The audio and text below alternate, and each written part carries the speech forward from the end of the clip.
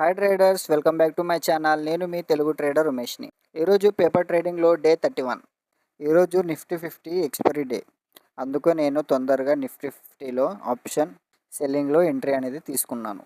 ఈరోజు నిఫ్టీలో expiry day అయినందువలన నాకు ప్రాఫిట్ అనేది నేను పెట్టుకున్న టార్గెట్కి రీచ్ అవ్వలేదు. అందుకే నా టార్గెట్ అనేది చిన్నదిగా పెట్టుకున్నాను. దాని తర్వాత నా టార్గెట్ అనేది హిట్ అయింది. అదే ఈరోజు నిఫ్టీ యొక్క ఎక్స్పైరీ డే కాకపోయింటే గనక నేను తీసుకున్న ఎంట్రీకి తొందరగా ప్రాఫిట్ అనేది వచ్చేది. ఎనీవేస్ ఈరోజు అయితే ఎంతో ప్రాఫిట్ అనేది తీసుకున్నాం. అలాగే స్టాక్ మార్కెట్లో ఇప్పుడే ఎంటర్ అవుతున్న కొత్త వారికి నేను ఇచ్చే ఒక సలహా ఏంటంటే, నిఫ్టీలో ఎక్స్పైరీ డే ఉంటే గనక ఆ రోజు మాత్రం ట్రేడ్ అనేది తీసుకోకండి. మనం ఎంత బాగా మార్కెట్ని అనలైజ్ చేసినా కూడా మన ట్రేడ్ని ఎగ్జిక్యూట్ చేస్తే ఎక్స్పైరీ రోజున మన ప్రాఫిట్ అనేది ఆవిరైతూ ఉంటుంది.